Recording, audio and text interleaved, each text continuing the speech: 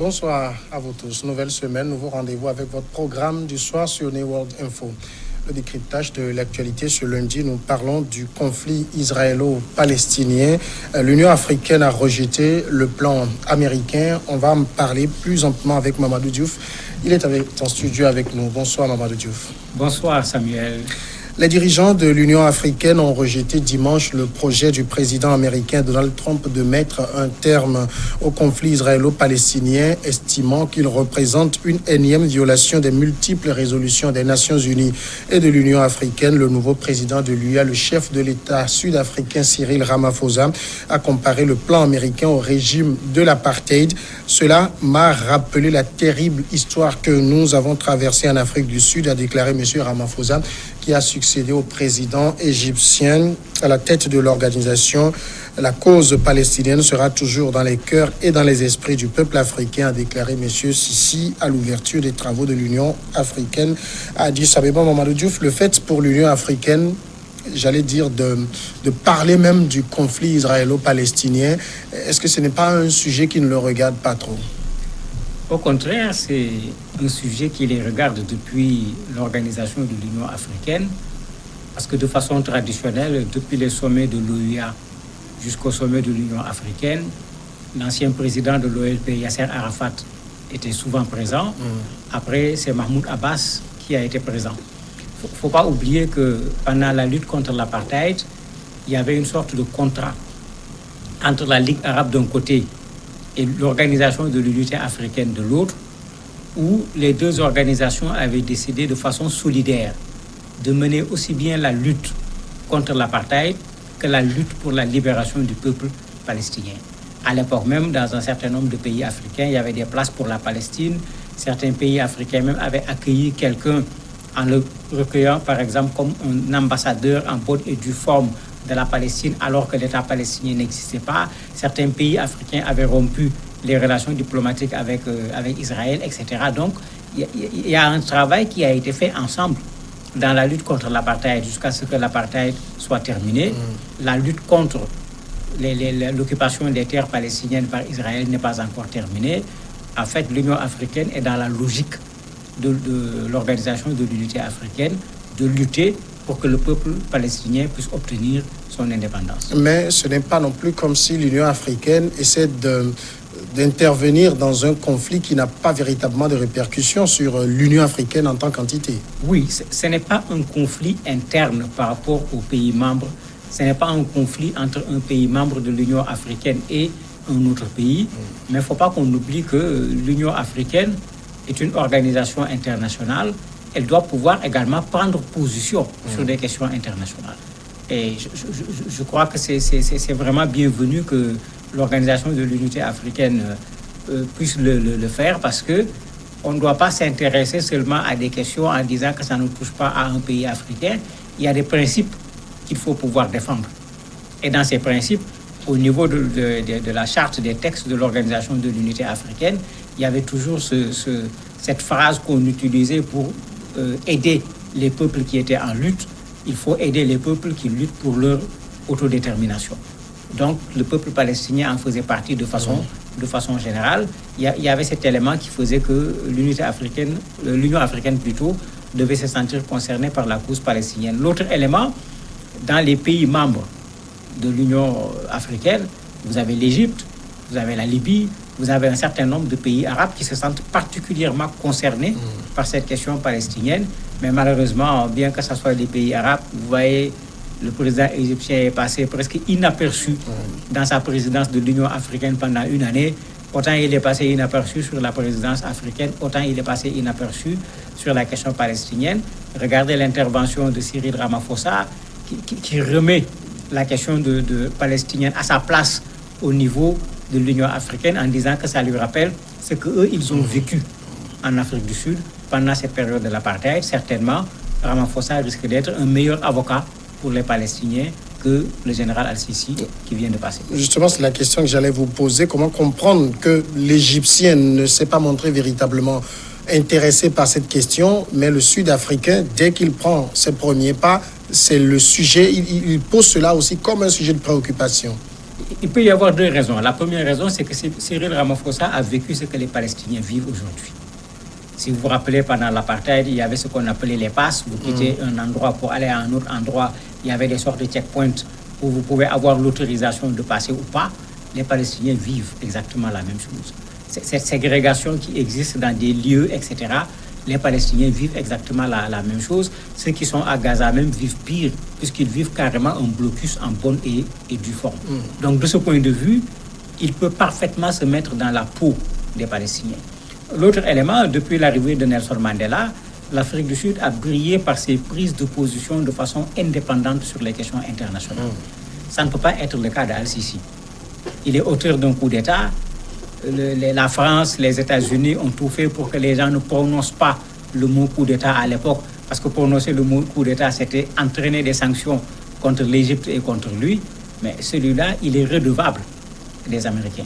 La preuve, il présente cette hypocrisie, parce qu'il faut l'appeler ainsi, qu'on voit régulièrement chez les chefs arabes. On va dire que tout le cœur est avec le peuple palestinien, comme il le dit, toute la raison est avec le peuple palestinien.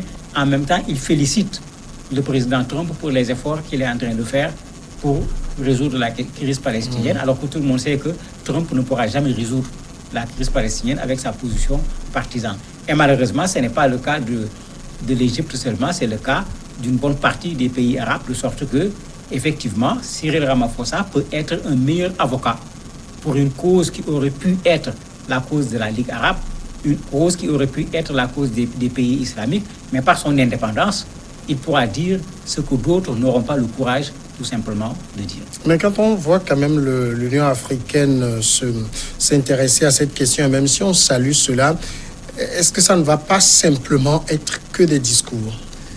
Ça peut être au-delà des discours, parce que du temps de l'Organisation de l'Unité africaine, je le disais tantôt, les gens étaient allés au-delà des discours, en boycottant Israël, en rompant des relations diplomatiques.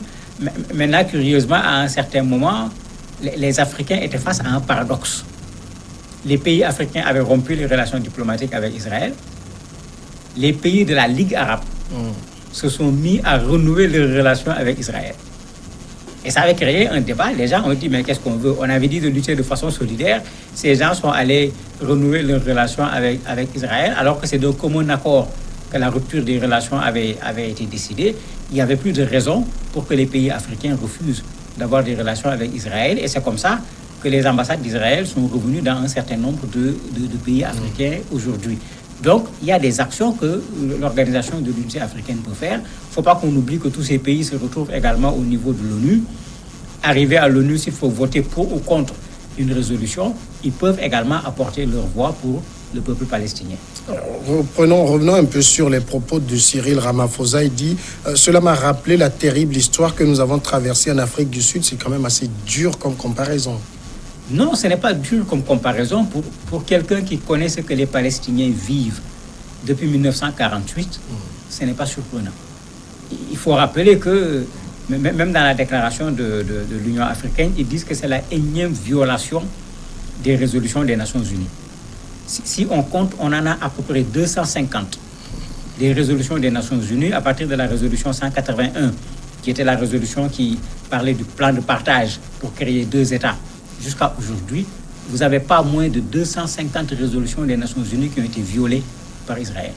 Et quand vous prenez ces résolutions, ça participe à la protection du peuple palestinien, c'est l'expropriation des terres, des biens, etc.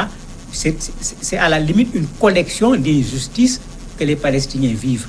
Et lui, ayant vécu sous l'apartheid, comprend parfaitement ce que ça veut dire, cette collection d'injustices. Et c'est pourquoi, effectivement, il renvoie ce que les Palestiniens vivent à ce qu'eux, ils avaient vécu sous le régime de l'apartheid. Alors, est-ce qu'il est révolu ce temps-là où les dirigeants africains étaient tapés sur les doigts pour les propos qu'ils tiennent?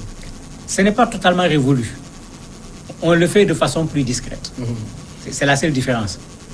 Aujourd'hui, quand un président africain fait un certain nombre de choses, on t'attend au tournant.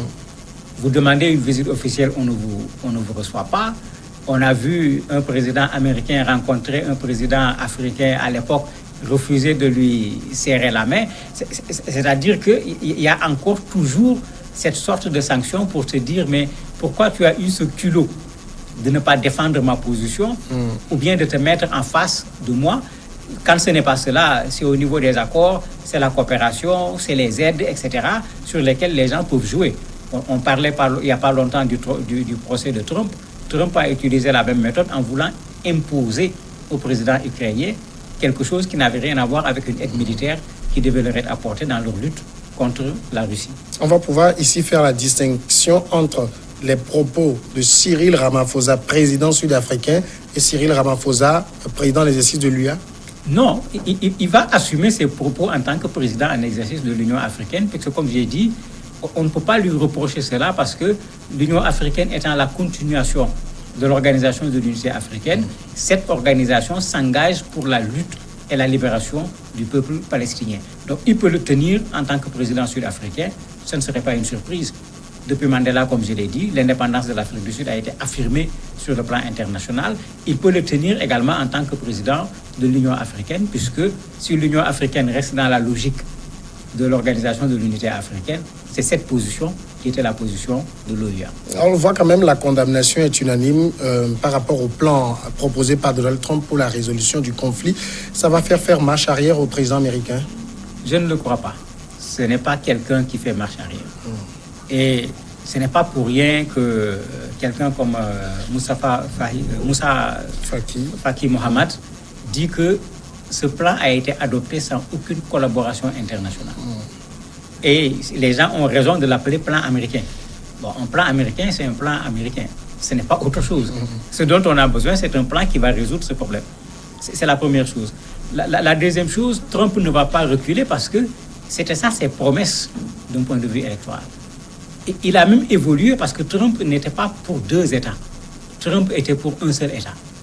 Et les Palestiniens devaient se retrouver à l'intérieur d'un État qui s'appelle plutôt Israël. Après, il a évolué en disant, bon, on crée l'État palestinien, mais ça sera un État démilitarisé.